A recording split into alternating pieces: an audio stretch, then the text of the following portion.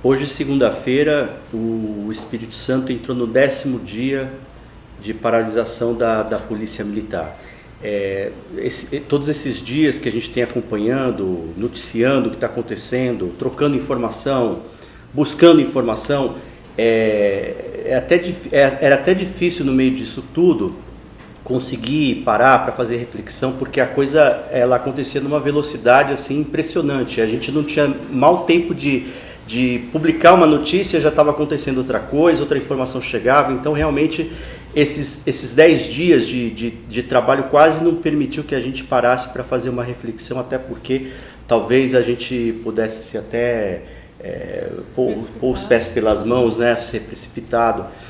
Então, esse papo aqui, primeiro papo pós-crise na segurança do Espírito Santo, eu acho que é um papo interessante para a gente poder começar, não que eu acho que a gente tenha aí, questões conclusivas ainda, né? Tudo está acontecendo ainda, não acabou o movimento. Mas eu acho que já dá para começar a tirar algumas pequenas, ou parciais, conclusões parciais do que aconteceu. Até a gente discutiu um pouco antes de abrir o debate, que é a rodada de discussão, até para não fazer a mesma coisa que aconteceu esses dias todos, esse turbilhão de informação, e a gente até fica preocupado em fazer alguns recortes. E um dos recortes que a gente quer fazer aqui é a questão política. Qual o desdobramento político do que aconteceu, o que isso vai significar para a eleição de 2018, para as pretensões do governador Paulo Artung na eleição de 2018, o que isso muda, o que isso não muda, outros atores que tiveram um papel importante nesse processo de negociação, de negociação frustrada. O que você faz do balanço dessa questão política para o governador Paulo Artung, sobretudo, Renata? Foi um abatimento em pleno voo, né? Desse discurso, dessa narrativa que o governador Paulo Artung estava criando em nível nacional. O governador não falava mais para dentro do Espírito Santo, ele não vinha mais falando para dentro do Espírito Santo, ele só vinha falando para fora. Né? Ele falava sobre a política macroeconômica do país, sobre essa questão da responsabilidade fiscal, atirava pedra, né, na vidraça do vizinho, dizendo que o Rio de Janeiro foi responsável, enfim. Essa crise da segurança pública, ela é um divisor de águas. A gente não sabe exatamente o que vai acontecer até 2018, né? Porque a gente ainda tem um ano inteiro aí pela frente, né?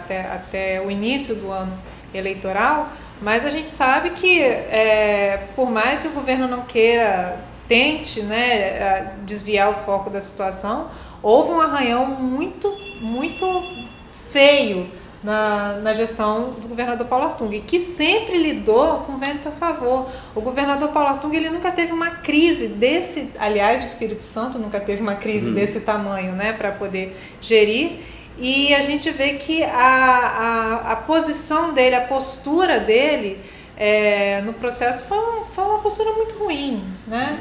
É claro que assim, as circunstâncias, né, que aconteceram esses últimos episódios foram totalmente atípicos. O governador havia viajado para fazer uma cirurgia, né, para fazer um tratamento médico, e isso acontece na ausência dele.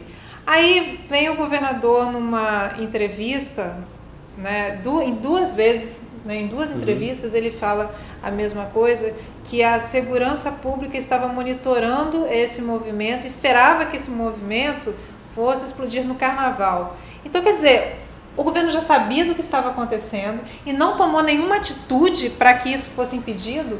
Muito pelo contrário, colocou na mão do vice-governador e foi fazer o tratamento dele.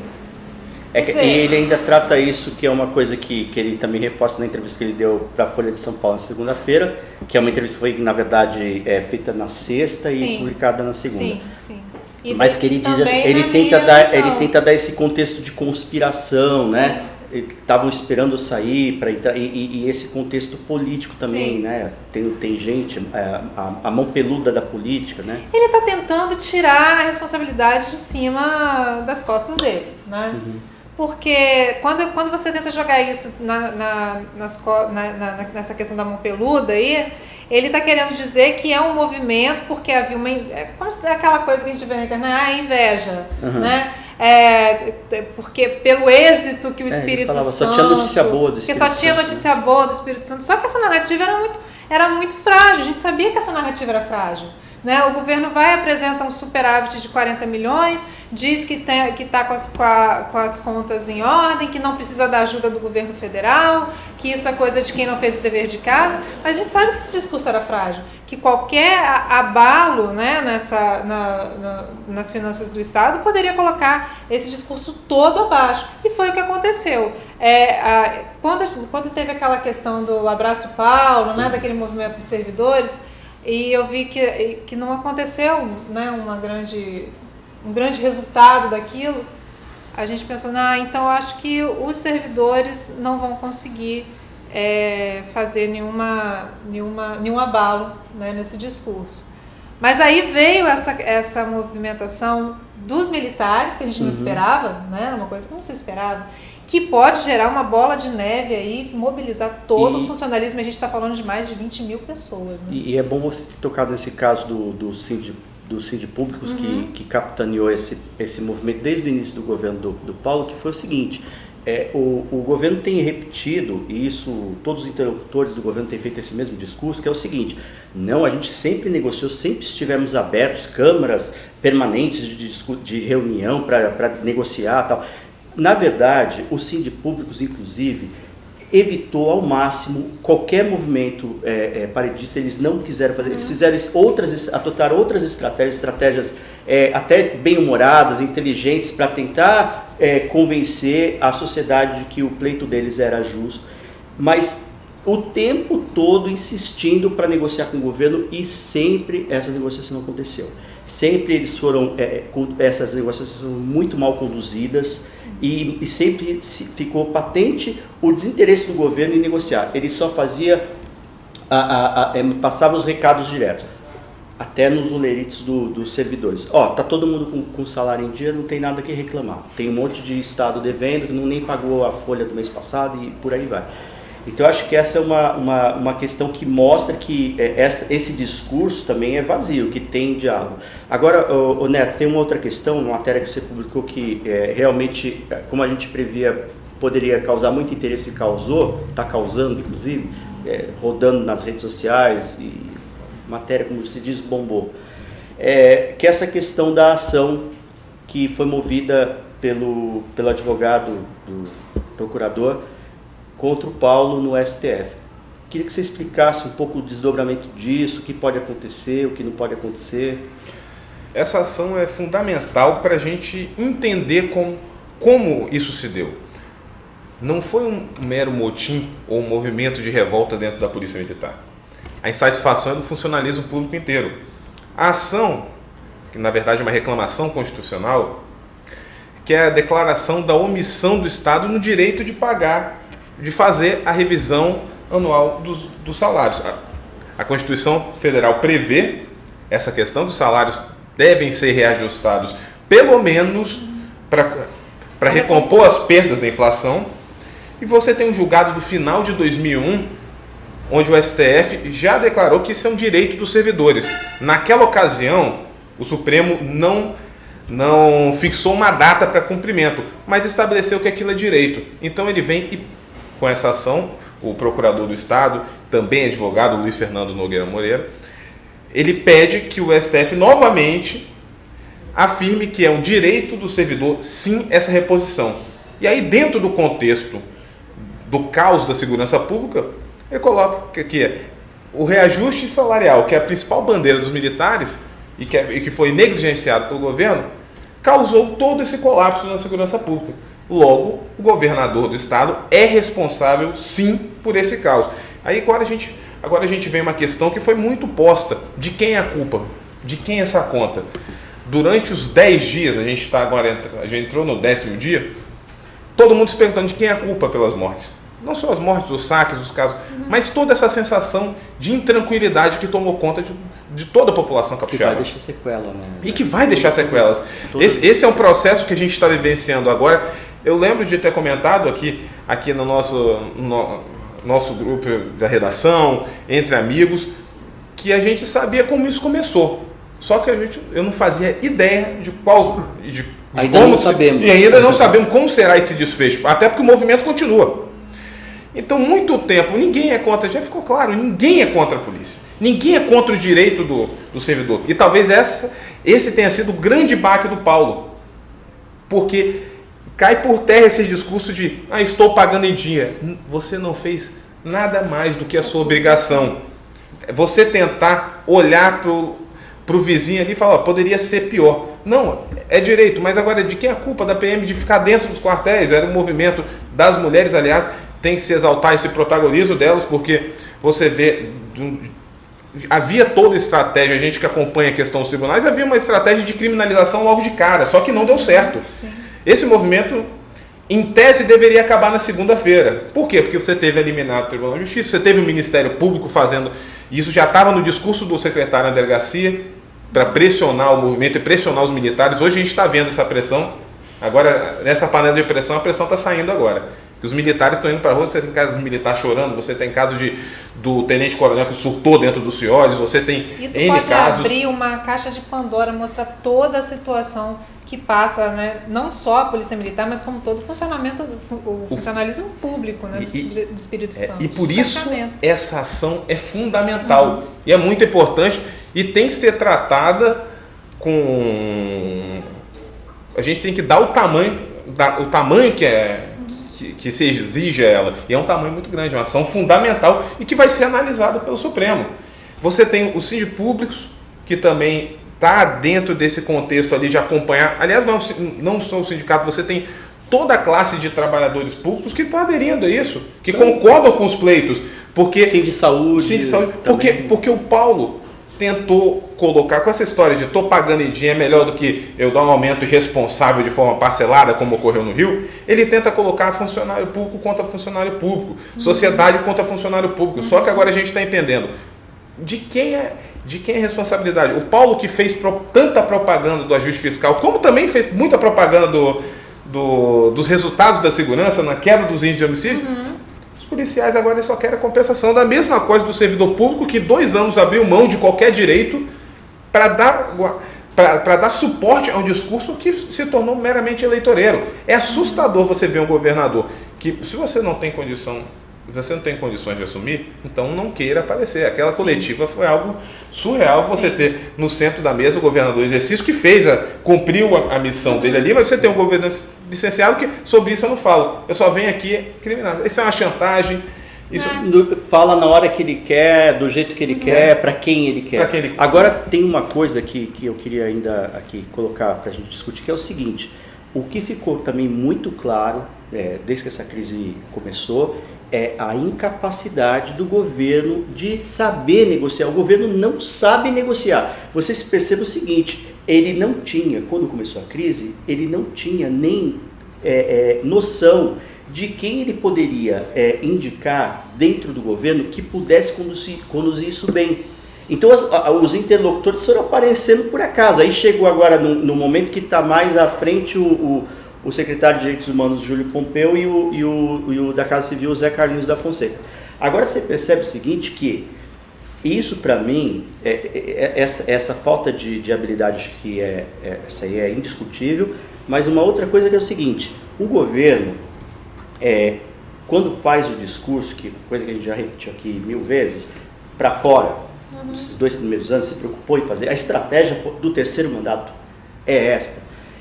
Ele claramente abandonou, achou que estava tudo bem. Ele achou que bastava, fez o discurso para fora, que não precisa, porque vamos combinar uma coisa, para quem está aqui, né, vivendo o dia a dia do Espírito Santo, sabe muito bem que as coisas, não aconteceu nada nesses 2 anos, não aconteceu nada. O que o Paulo tem para entregar é o ajuste fiscal que ele vendeu para a mídia nacional, entendeu? Porque quando deu a hecatombe aqui, foi um constrangimento geral nos interlocutores da mídia que estavam harmonizados com essa narrativa do Paulo, que eles ficaram meio sem graça, falando: mas o Espírito Santo até outro dia não era a coqueluche do Brasil, sim, o modelo perfeito de excelência? O que aconteceu? Virou de cabeça para baixo em algumas horas? Então, quer dizer, essa é uma pergunta que...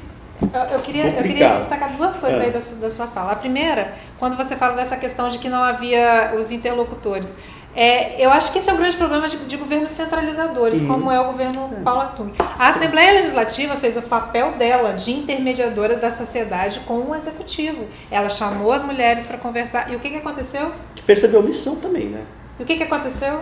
Foi criminalizada. Foi criminalizada. Alguns deputados, a senadora, que estavam ali fazendo um trabalho, na minha opinião, um trabalho que cabe a eles mesmos de tentar fazer essa intermediação.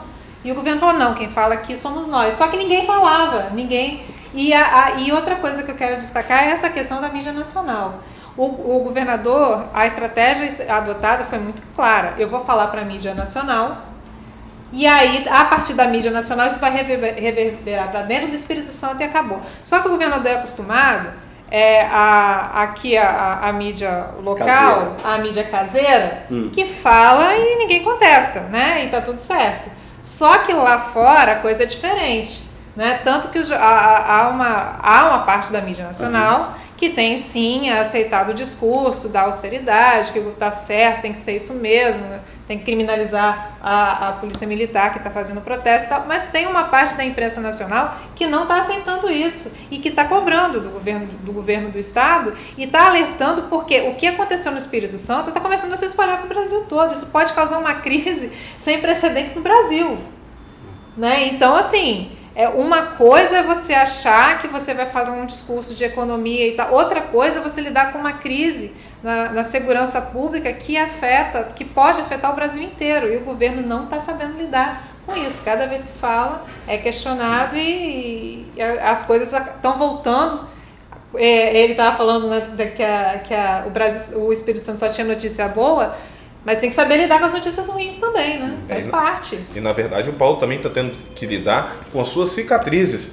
Algumas cicatrizes que ainda não foram curadas, ainda do pleito eleitoral. Porque a partir do momento que o Paulo vem e precifica 500 milhões é o custo, meio bilhão é o custo desse aumento, as pessoas pararam para perceber uma coisa. E qual o custo dos incentivos fiscais? Que também está nessa reclamação constitucional. Essa é uma questão bem oportuna, né? Que é um grande ponto, a questão do incentivo fiscal. Até onde vai isso? É uma caixa preta. É uma caixa preta, então o governo está tendo que lidar com seus próprios fantasmas. Lembremos da violação à Constituição Estadual que aconteceu na Assembleia Legislativa. O Espírito Santo é o único estado do país que tem uma Constituição Estadual capenga, porque falta um capítulo.